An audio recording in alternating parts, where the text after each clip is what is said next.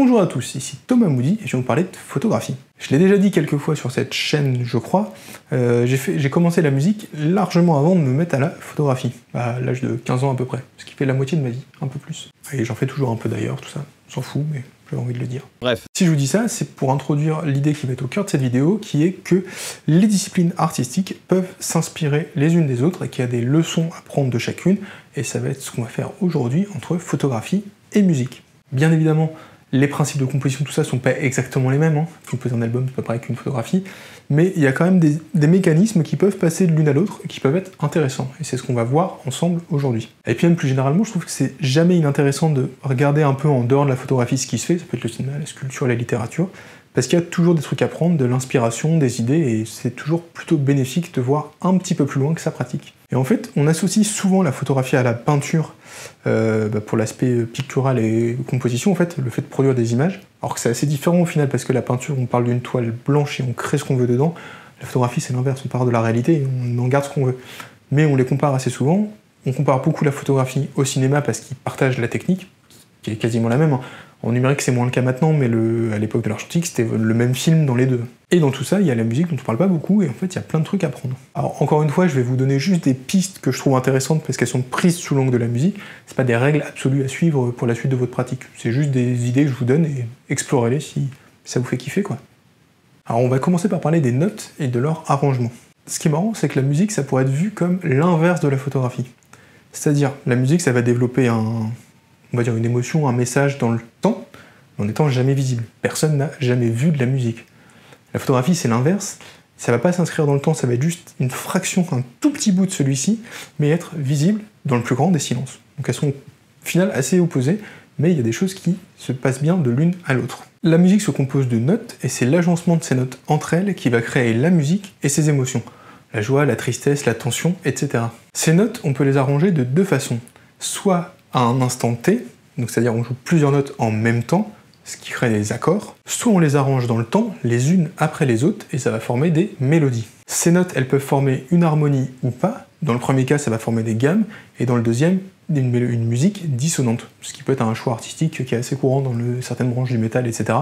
C'est pas le sujet aujourd'hui. Quoi qu'il en soit, c'est l'arrangement de ces notes entre elles qui fait la composition, et pas leur nature. Un accord mineur sonnera toujours triste, qu'il soit en La, en Do, en Ré ou en Mi. Mineur, ça aurait une connotation plutôt triste, peu importe la nature des notes qu'ils composent.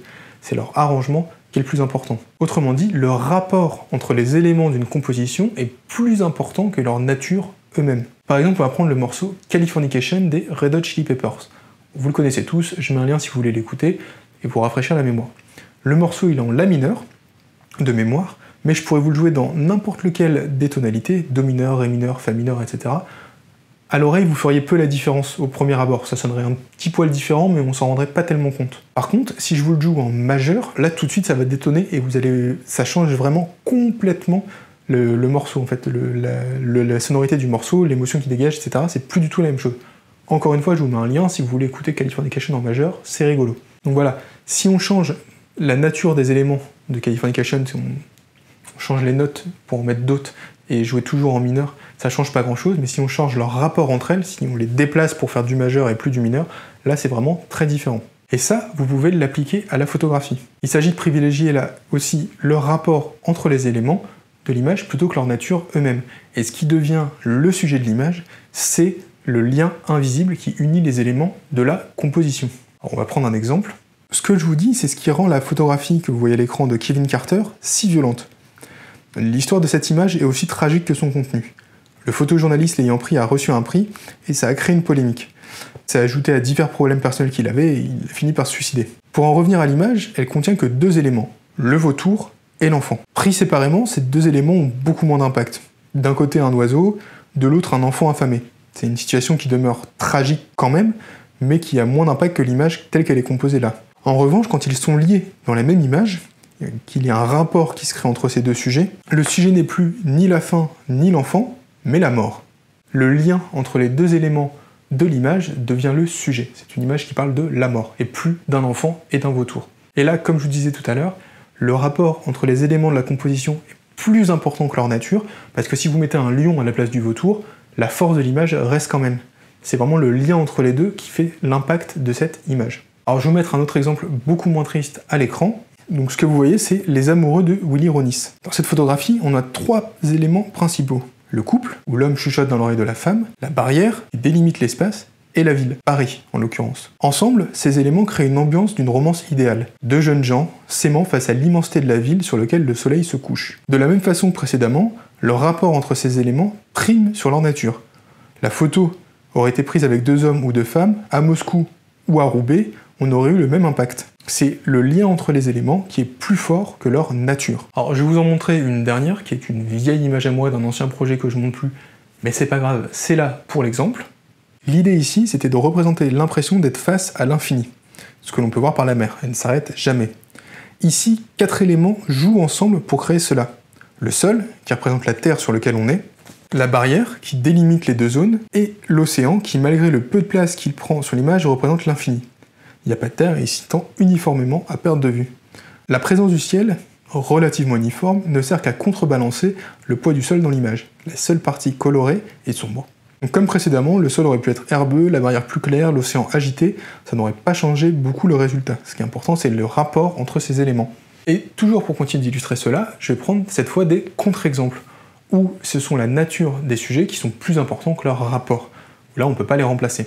Donc c'est le cas par exemple dans cette image de Ragnar Axelsson ou celle d'August Sander que je vous présente côte à côte.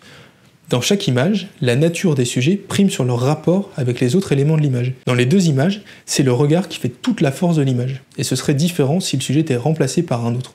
L'image ne serait plus la même. Si vous remplacez le loup par un poney ou l'homme par une vieille dame, l'image change complètement. Donc c'est une première piste issue de la musique que je vous invite à explorer, qui serait de travailler sur le lien entre les éléments de vos compositions pour qu'ils deviennent le sujet de l'image et qu'ils prennent le pas sur les éléments pris indépendamment.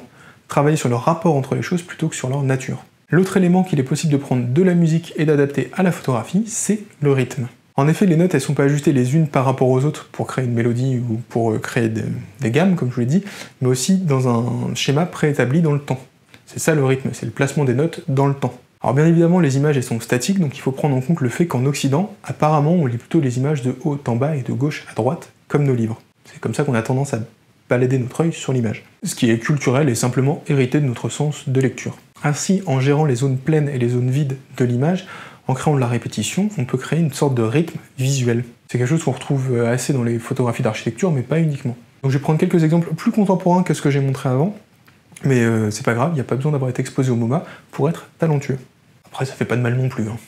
Alors, le premier exemple, l'image que vous voyez à l'écran, c'est Loïc Vendram. C'est un photographe qui fait des photos carrées et de l'architecture. Alors, le format carré, c'est quelque chose qui est par définition plus lourd que le 2/3. Il y a moins de dynamique dans l'image. Et il faut une certaine habileté pour composer avec. L'exemple suivant, ça en est la parfaite illustration. Les fenêtres sont espacées de façon à donner un rythme à la lecture de l'image, qui devient un exemple parfait grâce à son titre Music Box Paper. L'autre exemple que je vous montre, c'est cette fois Ray Collins. C'est un photographe australien qui a partagé sa vie entre son travail à la mine et la photographie.